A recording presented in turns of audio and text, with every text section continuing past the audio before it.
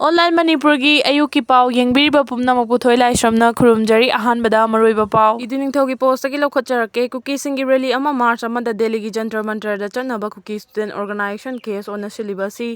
hanagumna mi yamna tinba oiraroi rally saruk yaradaba Delhi da leiba Kuki sing fine chauna logani kihallaga su Delhi da lairik tamduna leiba Kuki ayambana yaningdrei Khudam haibabu case on support chauna tauba silent haukip Delhi University ki annual cultural festival da invitees mamingdagi last over the Kuki student singna lauthokiba duni tribe amagi mathakta tribe amagi nomenclature napsin ba pamdabana helakle Bai fai Kuki simte Kuki paite Kuki thado Kuki orjo Kuki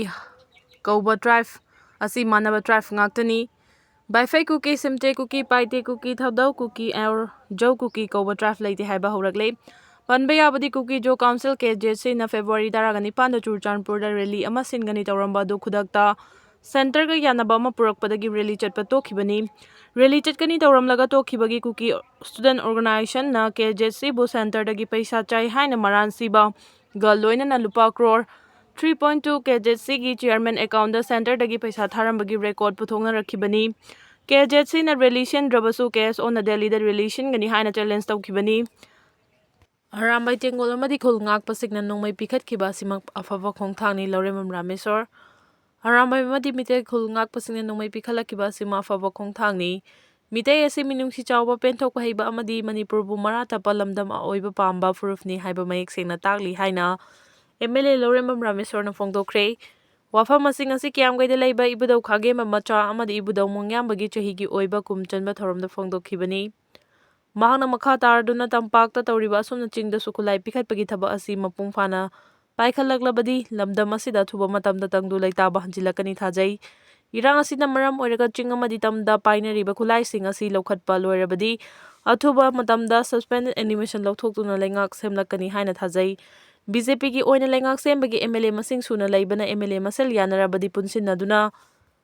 Lengak sembagi lambi lakpagi oithokpasu lei haiki nakalamromda ngasigi thoram adugi matangda khagemba committee kyamgagi president Sandem Gandarasna haikibada hojik leiriba tangdu leitadaba phibam asina maram oiraga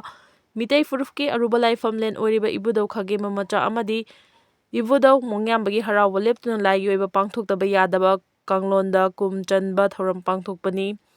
Mitei furufki oina lai harawba haina leiramliba thoram asigi nunggi wakhalondi Leisem lon amadi khunai lon taktuna furup asibu muttanaba ipa ipusingna thambiramliba pukai asing asigi mirolna mamuttana khangminaba changi haina mahana phongdokhi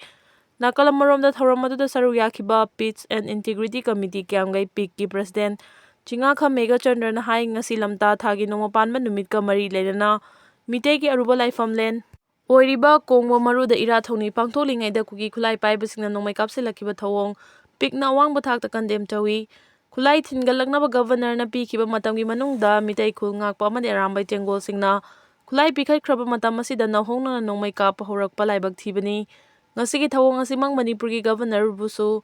Kuki khulai paibasingna singnabagi logdaba ngamde thawong asigi matangda governor na thuba matamda mieng changbiu karigumba ngasigi asigumba thawong sing makha tana chatharaktuna makha tana irang tholakpa taragadi